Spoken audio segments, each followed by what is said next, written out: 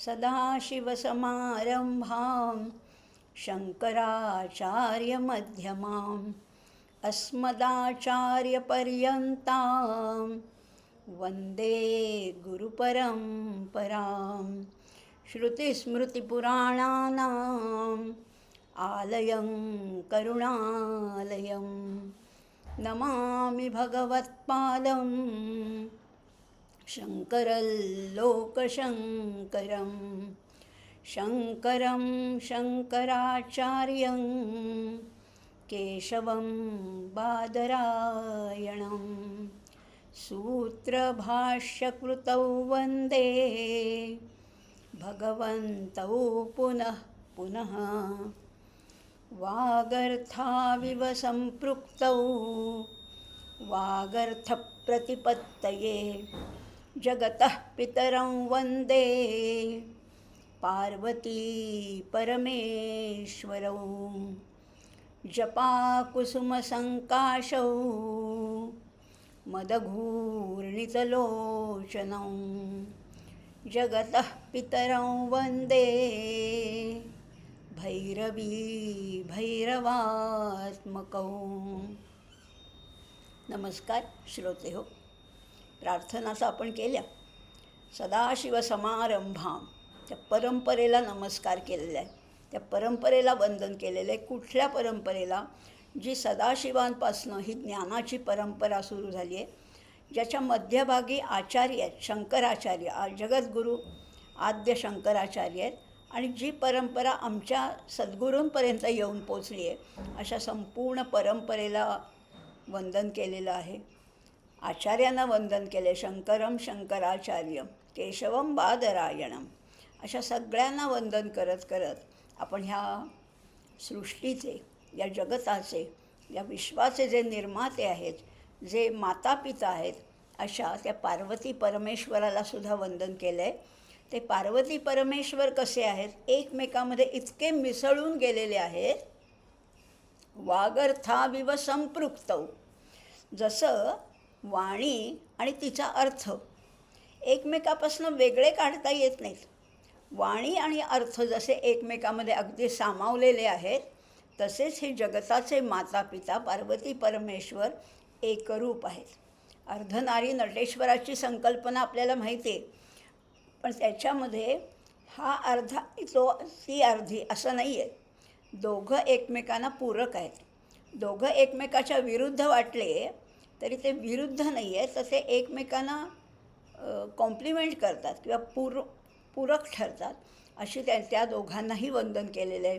भैरवी आणि भैरव अशीही त्याची नावं आहेत. शिवशक्तीची नावं अनेक आहेत. आपण आता म्हटलं पार्वती परमेश्वर हे एक त्याचं नाव आहे. शिवशक्ती आहे, रुद्र आणि रुद्राणी आहे, भव आणि भवानी आहे, मृड आणि मृडानी आहे. अशी अनेक नावं आपल्या परिचयाची आहेत. आत्ता मात्र आपण इथे अभ्यास करतो आहे तो महात्रिपुर सुंदरीचा.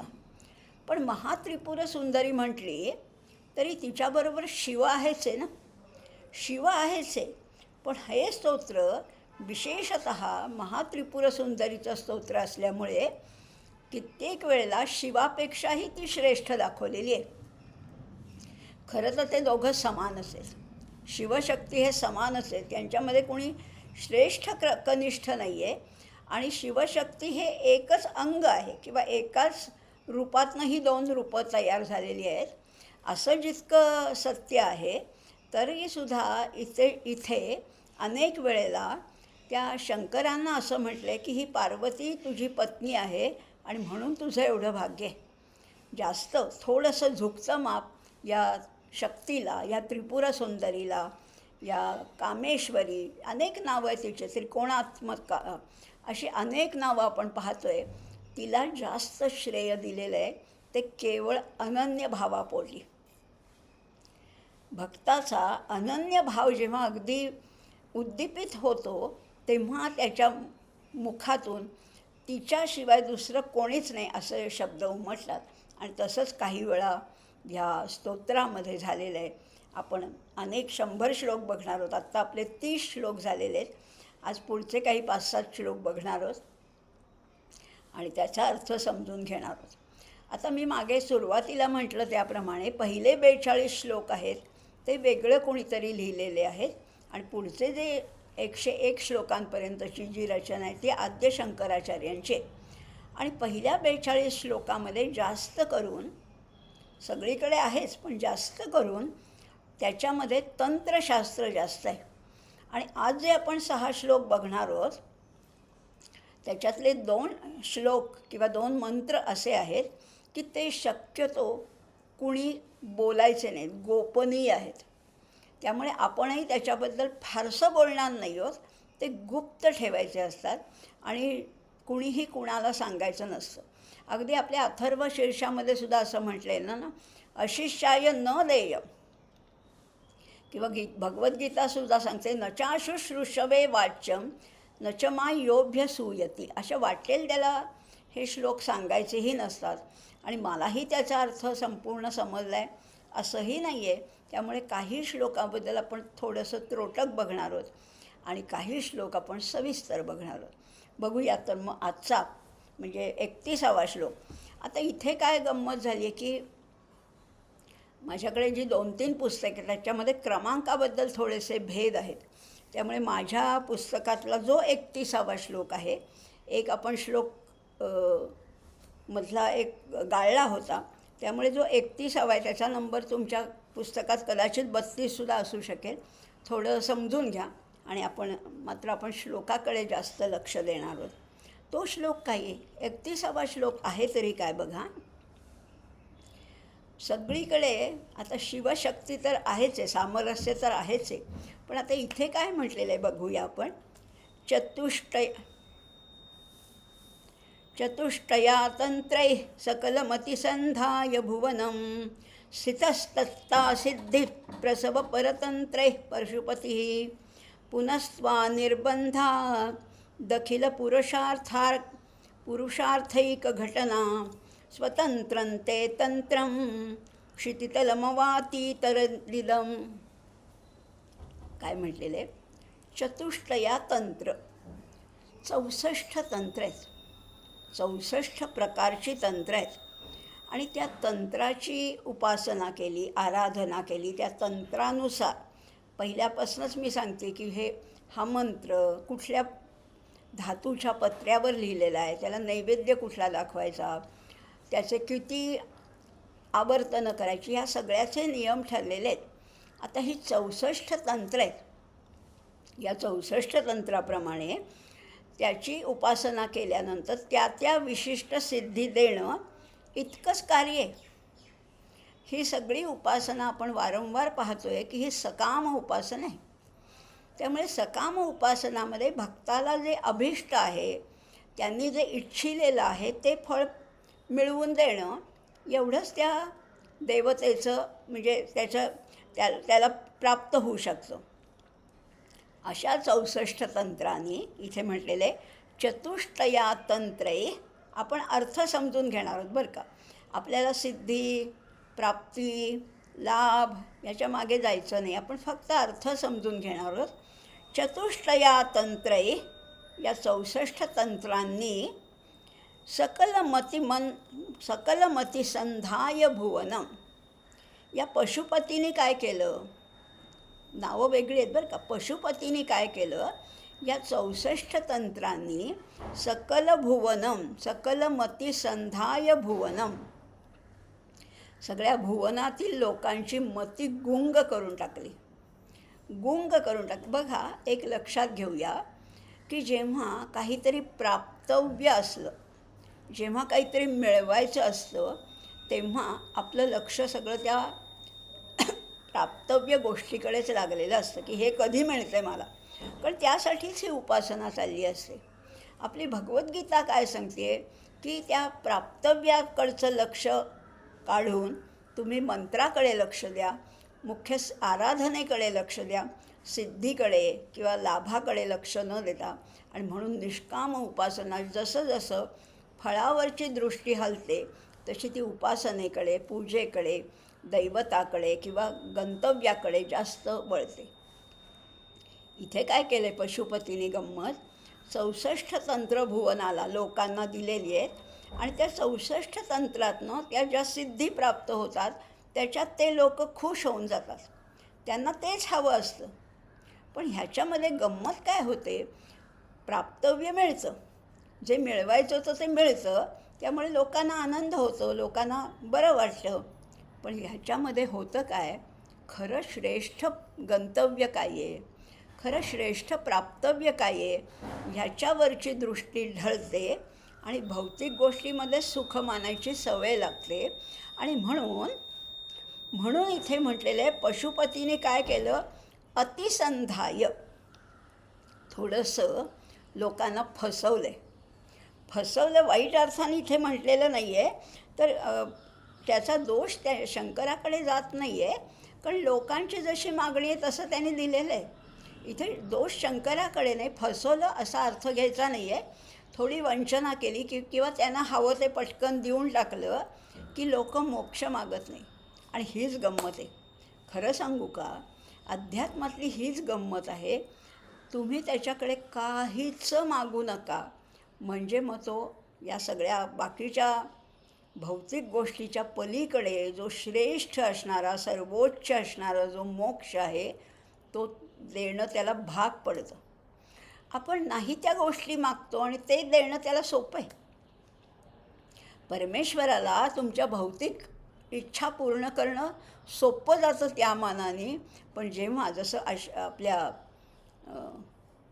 ह्यांनी कठोपनिषदामध्ये जसं नचिकेतानी हे दिल्याशिवाय मी थांबणार नाही असा हट्ट धरला, तसं आपल्याला या बाकीच्या सगळ्या गोष्टी दूर सारून एक मोक्षाची मागणी करायला पाहिजे. खरं तर काहीच मागायचं नाही, त्याला बरोबर सगळं माहिती आहे. इथे मात्र काय केलं आहे त्यांनी, 64 तंत्राने तुम्हाला पाहिजे त्या वस्तू दिल्या आहेत आणि भुवनाला मोहात टाकले असं म्हटलेलं आहे. भुवनाला मोहात टाकले म्हणजे मतिगुंग केलेली आहे की हेच हवंसं वाटायला लागलेलं आहे. त्यांना अज्ञानाच्या अंधकारात टाकून दिलेलं आहे असा त्याचा अर्थ घ्यायचा आहे. आणि मग काय केलं आहे, स्थितस्तता सिद्धी प्रसव परतंत्र पशुपती. आणि मग असं करून तो पशुपती स्थित झाला आहे. पण पुन्हा तो त्यांनी जरा या सगळ्यांना फसवून वंचना करून हवं ते देऊन त्यांना शांत केलेले, अज्ञानाच्या अंधकारात ढकलून दिले. पण ही त्रिपुर सुंदरी कशी आहे, तिला ते पसंत नाही आहे, तिला ते मान्य नाही आहे. कारण ती कोण आहे, ती आहे भक्तवत्सला. ती भक्तवत्सल आहे. तिला असं वाटलं आहे की अरे माझ्या लेकरांना कळत नाही आहे, पण मला माहिती आहे ना, मला माहिती आहे की या लेकरांच्या हिताचं काय आहे, माझ्या भक्तांच्या कल्याणाचं काय आहे हे मला माहिती आहे. आणि म्हणून तिने शिवांकडे, शिवशंकरांकडे, पशुपतीकडे हट्ट धरला, आग्रह धरला. आणि काय म्हटलेलं आहे, त्यांना आणखीन 65वं तंत्र द्यायला भाग पाडलेलं आहे. इथे म्हटलेलं आहे, तुझ्या आग्रहावरून चतुर्विध पुरुषार्थ सिद्ध करून देणारे तुझे एक स्वतंत्र तंत्र त्याला निर्माण करावं लागलं. पत्नी हट्ट असतो ना, स्त्री हट्ट असतो ना. हिने हट्ट कुणासाठी धरला आहे, स्वतःसाठी नाही. तिला काही मिळवायचं नाही, तिला काही प्राप्त करायचं नाही आहे. पण माझ्या भक्तांना जे कळत नाही आहे, ते जे सर्वोच्च पद आहे त्यासाठी एक स्वतंत्र असं तिने तंत्र निर्माण केलं आहे. ते आहे 65वं तंत्र.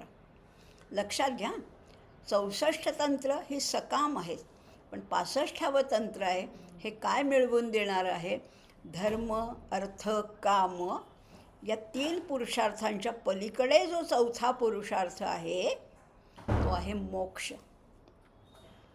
सर्वसामान्य माणसं अर्थ आणि कामामध्ये रमतात, काही थोडी धर्मापर्यंत पोचतात, पण मोक्षापर्यंत त्यांची धावच जात नाही, त्यांची पोहोचत नाही. आणि म्हणून ह्या महात्रिपुर सुंदरीने आग्रह धरून 65वं एक स्वतंत्र तंत्र निर्माण केलेलं आहे. पण ही सगळी बाकीची जी 64 तंत्र होती ती त्या कामनेच्या पूर्तीसाठी होती. पण होतं काय, गंमत ऐका हां, होतं काय, आपण भौतिक किंवा ऐहिक गोष्टीमध्ये गुंतलो की मोक्ष दुरावतो. यथार्थ ज्ञान मिळतच नाही. आहे हेच पुरेसं वाटायला लागतं, आहे याच्यातच आनंद वाटायला लागतं, पण खरं तसं नाही आहे. हा आनंद या सगळ्या गोष्टींपेक्षा अधिक श्रेष्ठ आहे, सर्वोच्च आनंद आहे. यल्लब्ध्वा यल्लब्ध्वा प्राप्यते, दुसरा कुठलाही आनंद नाही. या एका आनंदाच्या पलीकडे श्रेष्ठ आनंदच नाही. हा मोक्षाचा जो आनंद आहे, आनंदाची जी परमस्थिती आहे, ती कशामुळे प्राप्त होणार आहे? ह्या 65व्या तंत्रामुळे. लोक काय करतात? सिद्धीच्या किंवा काम्य फळाच्या मागे लागतात. केवळ मोक्ष प्रतिपादन करणारा वेदांतसुद्धा सांगितलेला आहे, पण ते तेवढंसं पुरेसं नाही आहे. तो प्राप्त करण्यासाठी जो परमपुरुषार्थ आहे, त्याचा लाभ होण्यासाठी पशुपतींनी, शिवांनी साधनं प्रगट केलेलं नव्हतं, पण भक्तांच्या कल्याणासाठी या जगज्जननीने आग्रह धरला आणि मोक्षज्ञानाचा लाभ करून देणारं असं एक स्वतंत्र तंत्र निर्माण केलेलं आहे, असं म्हटलेलं आहे. आता बघा, तुम्हाला वाटत असेल हे कसं काय, म्हणजे इतक्या व्यवहारात कसं काय आपण शिवशंकरांना, पशुपतींना आणले? पण तसं नाही आहे बरं का. ते त्यांच्या सर्वोच्च स्थानावरच आहेत. त्यांना खाली आणण्याचा, त्यांना कमी लेखण्याचा इथे अजिबात उद्देश नाही आहे. बघा ना, आपलं व्यवहारातलं उदाहरण बघूया. ग्रंथालयामध्ये आपण जातो. ग्रंथालयामध्ये अनेक पुस्तकं असतात. अगदी विनोदी असतात, गंभीर असतात, नाटकं असतात, लेख असतात, काही ललित गोष्टी असतात, कवितांची पुस्तकं असतात, काही लहान मुलांची असतात, ऐतिहासिक असतात, वैज्ञानिक असतात. ज्यांना आध्यात्मिक विषयांची आवड आहे ते आध्यात्मिकतेकडेच वळणार. ज्यांना बाकीच्या गोष्टींची आवड आहे ते बाकीच्या गोष्टी, कथा, कादंबऱ्या, गोष्टी ह्यासुद्धा आवडणारे पुष्कळ लोक आहेत. मग जे आध्यात्मिकतेकडे वळाले त्यांनाच त्याचा लाभ होतो. तसंच ज्यांना मोक्ष पाहिजे आहे त्यांना ते साधन बरोबर प्राप्त होतं आणि ते त्याकडे वळतात. ह्याच्यामध्ये ग्रंथपालाचा किंवा ग्रंथालयाचा काही दोष आहे का, की सगळे लोक बाकीच्या गोष्टीमध्ये गुंतलेले आहेत आणि थोडेच मुठभरच लोक या चांगल्या मार्गाकडे वळले? ह्याच्यामध्ये ग्रंथपालाचा किंवा ग्रंथालयाचा दोष नसतोच. मुळी तो ज्याचा त्याचा असतो. पण ज्याला प्राप्त करायचं आहे त्याच्यासाठी काही मार्ग ठेवा ना. त्याच्यासाठी काही पुस्तकं असली तर तो तिकडे वळेल. तसंच या महात्रिपुर सुंदरीने त्यांना आग्रह धरला, सुचवलं की 64 तंत्र योग्य आहेतच, पण तुम्ही 65वं काहीतरी तंत्र की ज्याच्यामुळे सर्व म्हणजे पुरुषार्थातला श्रेष्ठ पुरुषार्थ जो परमपुरुषार्थ आहे त्या मोक्षाचा लाभ होईल, असं तंत्र या त्रिपुर सुंदरीने आपल्या लेकरांच्या कल्याणासाठी, आपल्या भक्तांच्या हितासाठी हे केलेलं आहे. स्वतंत्रंते तंत्रम, असं स्वतंत्र तंत्र. याच्यामध्ये सुद्धा अनुप्रास आहे. स्वतंत्र आणि तंत्र, वेगळं, स्पेशल, विशिष्ट असं तंत्र डेव्हलप केलेलं आहे. आणि इथे फार सुंदर शब्द वापरला आहे, क्षितितलम.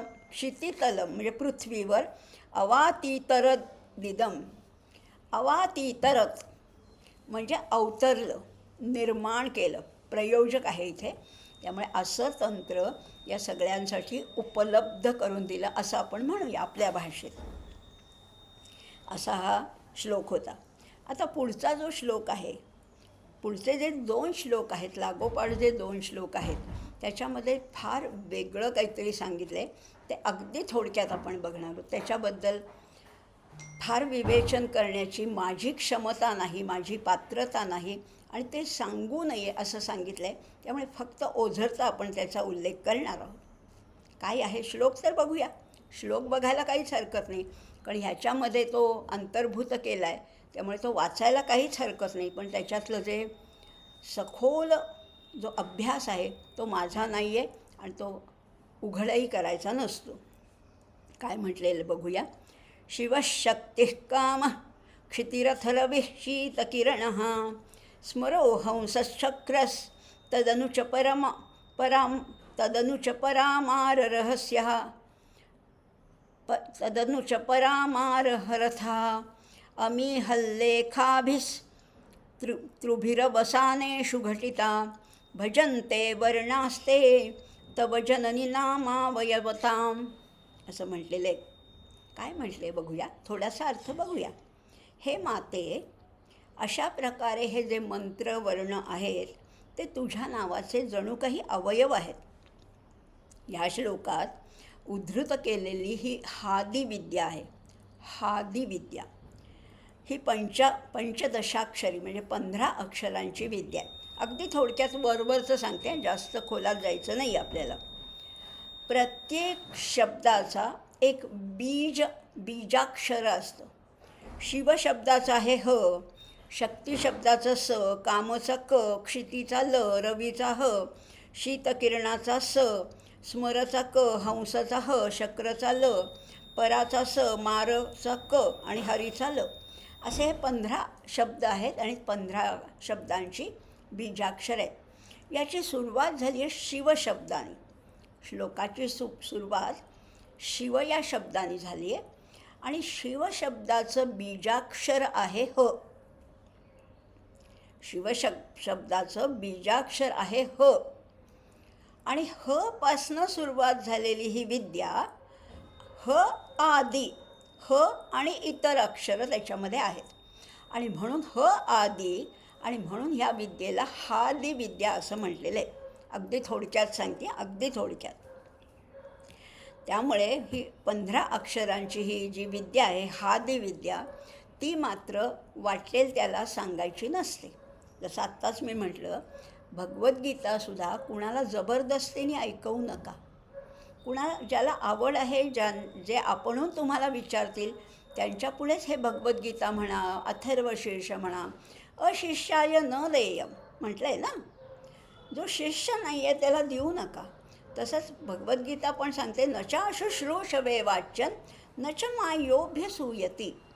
भगवान श्रीकृष्णांनासुद्धा टीका करणारे, त्यांच्यावर आक्षेप घेणारे पुष्कळ लोक आहेत ना.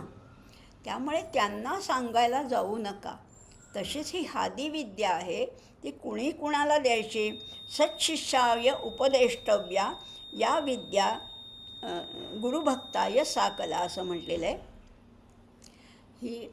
ही जी हादी विद्या आहे फक्त सच शिष्याला द्यायची असते, वाटेल त्याला द्यायचे नसते. कुणीही कुणाला देऊ नये. आता ह्याच्याच मागे जर का श्री हे अक्षर जोडलं तर ती षोडशाक्षरी विद्या होते आणि प्रतिपदेपासून पौर्णिमेपर्यंत ज्या 15 तिथी आहेत त्यांना कला असं म्हटलं जातं. त्यांचाही याच्यामध्ये उल्लेख आहे असं म्हटलेलं आहे. आता त्या 15 कला कुठल्या आहेत तर बऱ्याच आहेत. आपण त्याचं थोडक्यात अगदी 2-3 नावं सांगते. दर्शा, दृष्टा, दर्शना, विश्वरूपा, सुदर्शना अशी काही त्यांची नावं आहेत.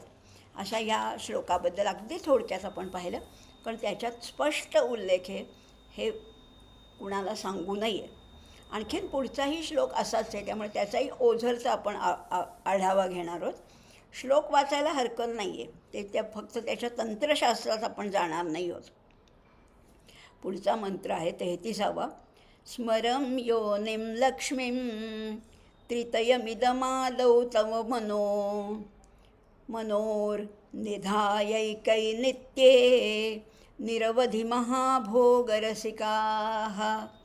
भजन्ति त्वां चिन्ता मणिगुणनिबद्धाक्षवलयाः शिवाग्नौ जुह्वतः सुरभिधृतधाराहुतिशतैः. आता पुढचा थोडासा वेगळाच आहे. मागचा मंत्र होता तो हादी विद्या होता आणि हा जो आहे तो कादी विद्या आहे. कारण पहिलं शब्द काय आहे, स्मर हा पहिला शब्द आहे आणि स्मर या शब्दाचं बीजाक्षर आहे क. क पासनं सुरू झालेल्या आदी इतर विद्या म्हणून त्याला कादी विद्या असं म्हटलेलं आहे. थोडक्यात अर्थ बघूया. जे उपासक अपरिमित ऐश्वर्य सुख यांची इच्छा करणारे असतात ते तुझ्या मंत्राच्या प्रारंभीच्या 3 बीजांच्या स्थानी, म्हणजे स्मर, योनी आणि लक्ष्मी, 3 पहिलेत की नाही. आपण श्लोक म्हणताना काय म्हटलं? स्मरम योनी लक्ष्मी. हे 3 शब्द जे आहेत त्यांची अक्षरं काय आहेत? क, ए आणि ई. स्मरचं आहे क, योनीचं आहे ए आणि लक्ष्मीचं आहे ई. ही बीजे वापरून चिंतामणी सूत्रामध्ये अक्षवलय बांधून आणि शिवाग्नीमध्ये कामधेनूच्या तुपाच्या शेकडो धारांनी आहुती देऊन तुझं भजन करतात. याच्या सगळ्याच्या मागे फार मोठं तंत्रज्ञान आहे, तंत्रशास्त्र आहे. त्यामुळे ते मला तरी माहिती नाही आहे, त्यामुळे मी ह्याच्याबद्दल, म्हणजे माझा अधिकारच नाही आहे त्याच्याबद्दल बोलण्याचा, त्यामुळे ह्याच्याबद्दल मी बोलणार नाही आहे. पण एक नक्कीच आपण बघूया की ह्याच्यामध्ये कादिविद्येविषयी सांगितलं असलं तर ही कादिविद्या ही मोक्ष देणारी आहे. जे स्वतंत्र तंत्र आपण म्हणलं ना, ही कादिविद्या ही मोक्ष देणारी आहे आणि शिवाय भोग देणारी, ऐहिक पण देणारी आहे. जसं आपण रामरक्षेत म्हणतो ना, भोग आणि मोक्ष, म्हणजे दोन्ही मिळायला पाहिजे ना आपल्याला. त्यामुळे इथे काय म्हटलेलं आहे, पण असंही एक मान्यता आहे, यत्रास्ति मोक्षो न तत्र भोगो. जिथे मोक्ष आहे तिथे भोग नाही. यत्रास्ति भोगो न तत्र मोक्ष. जिथे भोग आहे तिथे मोक्ष नाही, मोक्ष आहे तिथे भोग नाही. पण श्रीसुंदरी सेवन तत्पराणां भोगश्च मोक्षश्च करस्थ एव. पण महात्रिपुर सुंदरीचं जे आराधना करतात त्यांना भोगही मिळतो आणि मोक्ष पण मिळतो, श्रेयस पण मिळतं, प्रेयस पण मिळतं, इथलं पण मिळतं आणि तिथलं पण मिळतं, असं त्याच्यात म्हटलेलं आहे. आता ह्या दोन्ही मंत्र आपण फार त्याच्यात खोलात जाणार नाही आहोत, कारण ते मला समजलेलं पण नाही, तो अधिकार पण नाही. पुढचा मात्र 35वा जो श्लोक आहे तो घेऊया आपण. तो मात्र अगदी छान आहे. शरीरन्त्वं शंभो शिशिमिहिरवक्षोरुहयुगं तवात्मानं मन्ये भगवति नवात्मानमनघम् अतशेषशेषी त्ययमुभयसाधारणतया स्थितः संबंधो वा समरसपरानंदपरयोः. काय म्हटलेलं आहे? आता पुन्हा भगवतीचं वर्णन आहे. याच्यात तंत्रशास्त्र फारसं नाही आहे. बघूया आता ह्या श्लोकात काय म्हटलेलं आहे. हे भगवती, आता बघा किती सुंदर उपमानं कवींना सुचतात. किंवा भक्ताचा जेव्हा भाव अगदी पराकोटीला पोचतो तेव्हा त्याला ह्या सुंदर सुंदर उपमा सुचतात. आत्तापर्यंत अनेक वेळेला सूर्य आणि चंद्र ह्यांना डोळ्यांची उपमा दिली आहे किंवा चक्षुची उपमा दिलेली आहे. पण इथे मात्र त्यांना म्हटलेलं आहे, हे भगवती, सूर्यचंद्ररूपी तुझे स्तन आहेत. स्तन म्हणजे काय आहेत? इथे पोषण करणार आहेत. हे सूर्यचंद्र या विश्वाचं पोषण करणार आहेत ना. हे भगवती, सूर्यचंद्ररूपी स्तनद्वय असणारे तुझं इतकं रमणीय शरीर आहे. शिवाचंच शरीर आहे असं वाटते. आता शिवाचंच, शिव आणि शक्तीमध्ये काय संबंध, काय सामरस्य आहे, वारंवार आपण बघतो आहे असं वाटतंय खरं. आणि म्हणून एकरूपतेच्या दृष्टीने भगवान शंकर आणि भगवती यांच्यामध्ये शेष आणि शेषी यांचा संबंध, म्हणजे गौण आणि मुख्य भाग, हा दोघांनाही लागू पडतो. लक्षात घेऊया आता, ह्याची कल्पना लक्षात घेऊया. शेष म्हणजे उरलेलं आणि शेषी म्हणजे ज्याच्यातून उरलेलं आहे तो शेषी, आणि जे उरले ते शेष. एक मुख्य आहे, एक गौण आहे, एक कमी महत्त्वाचं आहे. पण आता गंमत अशी आहे की शिवशक्तीमध्ये मुख्य कोण आणि गौण कोण हा म्हणजे वेगळाच मुद्दा आहे. दोघंही इतके सारखे आहेत की दोघंही म्हटलं तर मुख्य आहेत आणि दोघंही म्हटलं तर गौण आहेत. कधी ह्याच्यामध्ये बदल होऊ शकतो, कधी हा मुख्य तर ती गौण, कधी ती मुख्य तर हा गौण, असं म्हटलेलं आहे. त्यामुळे इथे कुणाला मुख्य म्हणायचं, कुणाला शेष म्हणायचं, कुणाला शेषी म्हणायचं, हा खरं मुद्दा वेगळाच आहे, हा प्रश्नच आहे उद्भवलेला, असं म्हटलेलं आहे. त्यामुळे मग भगवान शंकर आणि भगवती पार्वती हे दोघंही भगयुक्तच आहेत ना. गंमत बघा, तो भगवान आहे आणि ती भगवती आहे. या दोघांमध्ये एक शब्द कॉमन आहे, तो आहे भग. आणि भग असलेले ह्या भगवान आणि भगवती आहेत. पण भग म्हणजे नेमकं काय? भग याचा अर्थ बघूया आपण, ह्या निमित्ताने बघूया. 6 सद्गुण सांगितलेले आहेत. 6 सद्गुण त्यांचा समूह केला की ते होतं, त्याच्या समूहाला भग असं म्हणतात. कुठले 6 गुण आहेत ते तरी बघूया आपण. ऐश्वर्यस्य समग्रस्य, धर्मस्य यशसः श्रियः, ज्ञानवैराग्ययोश्चैव षण्णाम भग इति रणा असं म्हटलेलं आहे. बघूया आता. समग्र ऐश्वर्य. ऐश्वर्य म्हणजे फक्त पैसा असा अर्थ नाही आहे, किंवा हिरे माणकं रत्न हाही नाही आहे. समग्र ऐश्वर्य म्हणजे त्याच्यात पशुधन आलं, दूध दुभतं आलं, धनधान्य आलं, भूमी आली, सगळं मनाचं औदार्य आहे, एकूणच विशालता आहे. ह्या सगळ्या गोष्टी ज्याच्यात आहे ते ऐश्वर्य. ते कसं आहे? समग्र. असं समग्र ऐश्वर्य ज्याच्यात आहे, ज्याच्याकडे धर्म आहे. धर्म म्हणजे नियम. ज्या समाज बांधणी किंवा समाजाचं संतुलन टिकून राहण्यासाठी जे नियम केले असतात त्याला खरं तर धर्म म्हटलेलं आहे. असू दे, धारणात धर्म इत्याहुः असंही म्हटलेलं आहे. जो धारण केला जातो तो धर्म म्हणजे समग्र ऐश्वर्य, धर्म. पुढे म्हटलेलं यश. यश सर्वोच्च असा गुण आहे हा यश. आणि पुढे म्हणलेले श्रियः. श्रीमध्ये सुद्धा सगळ्या प्रकारचं वैभव अनुस्यूत आहे, ज्ञान आहे आणि वैराग्य. असे 6 गुण जिथे आहेत. आता बघूया परत. समग्र ऐश्वर्य, यश, धर्म, श्री, ज्ञान आणि वैराग्य असे 6 गुणांचा समुदाय जिथे असतो त्याला भग असं म्हटलं जातं. हा समुदाय सर्वसामान्यांकडे नसतो. ज्यांच्याकडे असतो, ज्यांच्याकडे तो स्वाधीन असतो त्यांना भगवान असं म्हणतात. आणि स्त्री रूपाकडे असेल तर तिला भगवती असं म्हटलं जातं. आता हे दोघंही समानच आहेत ना. शिव काय आणि शक्ती काय? तो भगवान, ही भगवती. त्यामुळे तो शिव, ही शक्ती, तो ब्रह्म, ही माया, तो प्राण, ही रई, सगळं त्या दोघांकडे समानच आहे. त्यामुळे सगळं ज्यांना आहे हे सगळं त्रिपुर सुंदरीपाशी आहे आणि म्हणून तिला भगवती असं म्हटलेलं आहे. परत वाचूया श्लोक. शरीरंत्वं शंभो शशिमिहिरवक्षोरुहयुगम.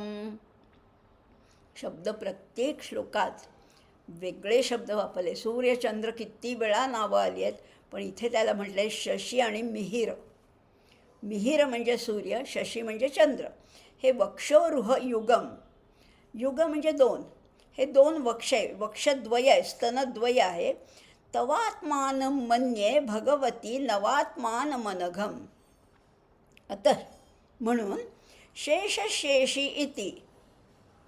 शेष तो शेष आहे आणि शेषी. त्ययमुभय साधारणतया स्थितसंबंधो वा समरस परानंद परयोः. परम आनंद लुटतायत ते.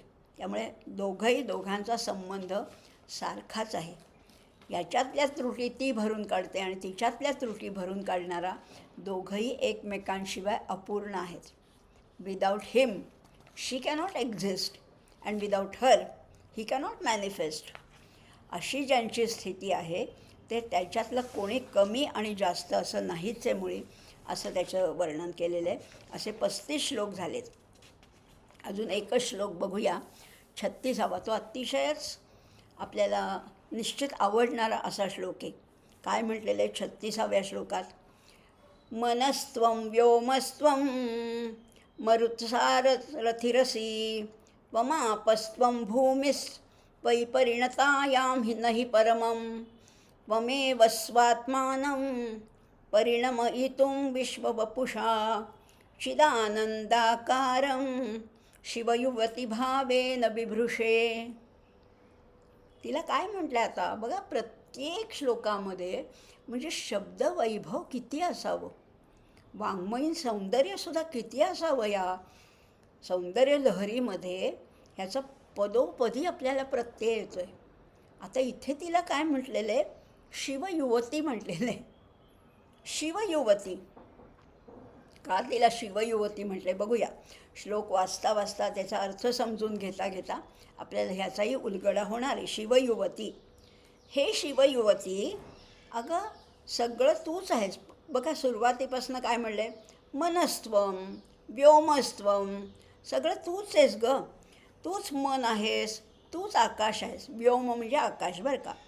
बरं, वायू तूच आहेस, अग्नी तूच आहेस, जल पण तूच आणि पृथ्वी पण तूच.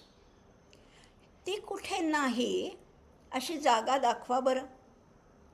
ही महात्रिपुर सुंदरी, ही शिवयुवती, ही शक्तिस्वरूपा कुठे नाही आहे. मनाची तर शक्ती आहेच. मनाची शक्ती, आकाशाची व्यापकत्व आहे, ती नाही अशी जागाच नाही आहे. म्हणून तिला म्हटलेले मनस्त्वम, व्योमस्त्वम, वायुस्त्वम, मरुत्स्त्वम, सगळं तूच आहेस. त्वमापस्त्वम भूमीस वै परिणता याम हि नाही परम. पृथ्वी पण तूच आहेस. आणि अशा प्रकारे तू परिणत झाल्यावर तुझ्याकडून ह्या विश्वात अन्य काही राहत नाही. अन्य म्हणजे अदर दॅन यू, आपल्या भाषेत म्हणायचं झालं तर. तुझ्या पलीकडे असं काही उरतच नाही, कारण तू सगळ्या वेगवेगळ्या रूपामध्ये परिणत झाली आहेस. शक्ती, शक्तीला आकार नव्हता. शक्ती ही काय म्हणतात त्याची शक्तीच आहे ती, पण तिला आकार नव्हता. जेव्हा तिने प्रवेश केला तेव्हा मनाची ती शक्ती बनली. जेव्हा आकाशाचं जे व्यापकत्व आहे, भूमीचं जे स्थापकत्व आहे, वायूचं जे प्रवाहीपण आहे, या सगळ्यामध्ये ती आहे. या सगळ्याचे आकार तिने धारण केलेले. स्वतः वस्तुतः ती निराकार आहे, पण तिने एवढे सगळे आकार धारण केलेत. आता काय बोलायचं? त्वमेव स्वात्मानं परिणमयितु विश्ववपुषा. तू या विश्वाचाच आकार धारण केला आहे. त्यामुळे एकदा या विश्वामध्ये तू सगळीकडे शिरल्यानंतर तुझं वेगळं काही अस्तित्व, म्हणजे काय म्हणायचे, तुझ्याकडून या विश्वात अन्य काही राहत नाही. की तू नाही अशी जागा दाखवा बरं. शक्ती नाही अशी नाही, सगळीकडे तू आहेसच. बरं, तू काय केलं आहे? स्वेच्छेने, हे कुणी तुला जबरदस्ती काम सांगितलं आहे, बळजबरीने तू केलंस असं काही आहे का? असं काहीच नाही आहे. तू स्वेच्छेने आणि आनंदाने चिद्रूप आणि आनंदरूप धारण करतेस. लक्षात घ्या, तू कुठलं रूप धारण करतेस? चिद्रूप आणि आनंदरूप तू धारण करतेस. तो तर आहे सच्चित आनंद. तू पण तशीच आहे, सच्चित आनंद रूप आहेस. सत म्हणजे अस्तित्व. लक्षात घ्या, सत म्हणजे खरं नाही. आपण त्याचा एक अर्थ घेतो, सत विचार, सदाचरण म्हणजे चांगलं, असं ते अर्थ बरोबर आहे तो सुद्धा. पण जास्त व्यापक अर्थ आहे सतचा, ते म्हणजे अस्तित्व, एक्झिस्टन्स, ऑलवेज एक्झिस्ट. ती कशी आहे? सत आहे, ती चित आहे, कारण तिच्यामध्ये चैतन्य आहे ना. त्याशिवाय शक्ती हालचाल कशी करेल? मी माझ्या हाताची हालचाल करते आहे, ती शक्ती आहे म्हणून. माझ्या हाताला काही माझी हालचाल करता येत नाही. माझा हात जड आहे, दोन्ही अर्थाने जड पण आहे आणि जड पण आहे. पण माझ्या हातामध्ये ती आहे म्हणून माझा हात हालचाल करतो आहे. म्हणजेच ती सत आहे, ती चित आहे आणि ती आनंद स्वरूप आहे. ती आनंदरूप तिने धारण केलं आहे. कारण प्रत्येक क्रियेमधनं आपल्याला आनंद मिळतो, म्हणूनच आपण त्या क्रिया करतो. आपणच नाही, सगळी सृष्टी. या क्रिया घडत आहेत त्या सगळ्या आनंदासाठीच आहे. ही सृष्टी निर्मिलेली आहे तीसुद्धा आनंदासाठीच आहे. नको रे जीवा होऊ तू कष्टी, आनंद भोगण्या ही सारी सृष्टी. इतकं सुंदर सांगून ठेवलेलं आहे आपल्या संतांनी.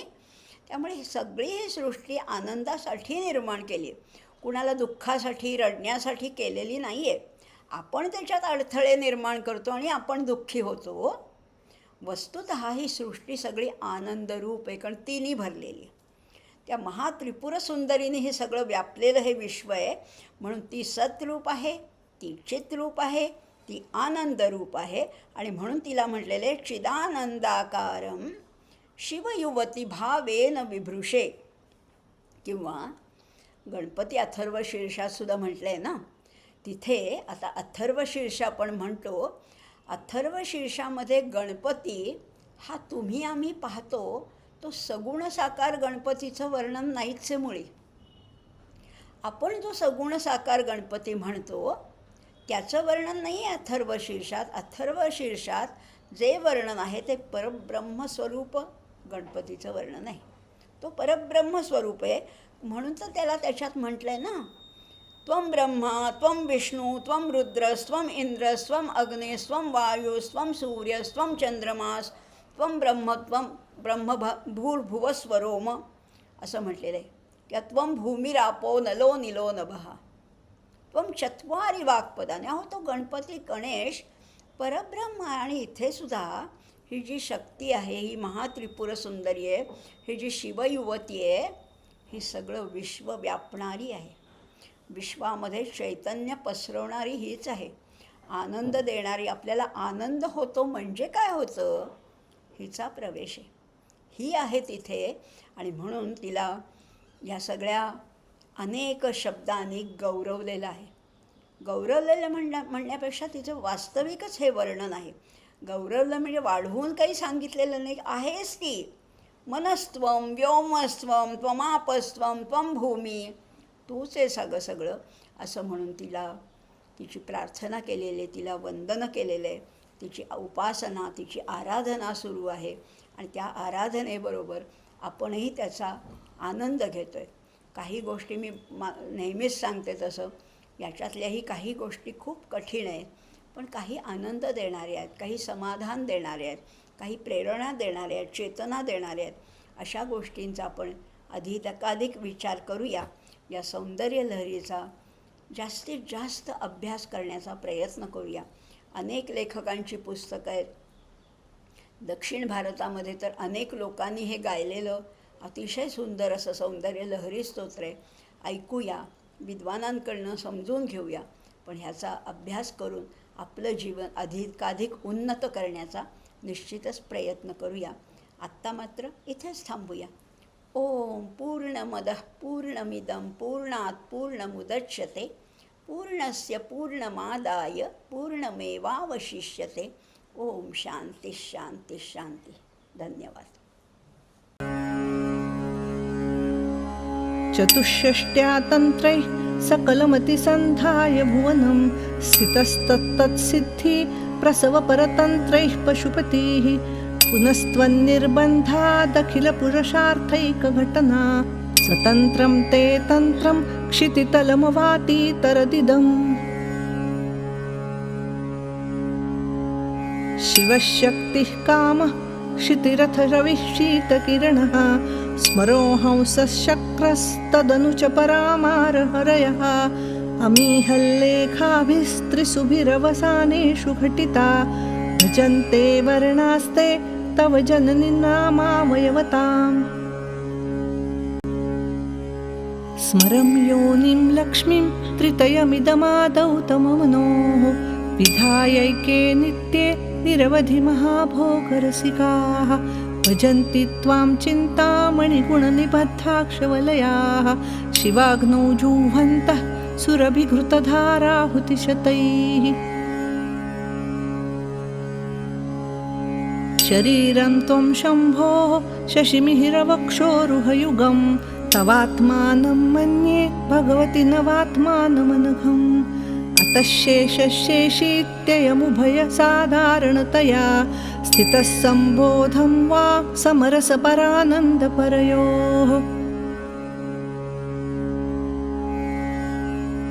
मनस्त्वं व्योमत्वं मरुदसि मरुत्सारथिरसि त्वमापस्त्वं भूमिस्त्वयि परिणतायां नहि परं. त्वमेव स्वात्मानं परिणमयितुं विश्ववपुषा चिदानन्दाकारं शिवयुवतिभावेन बिभृशे. तवाज्ञाचक्रस्थं तपति शशिकोटिद्युतिधरं परं शम्भुं वन्दे परिमिलितपार्श्वं परचिता यमाराध्यन् भक्त्या रविशशिशुचीनाम विषये निरालोके लोके निवसति हि भालोकभुवने।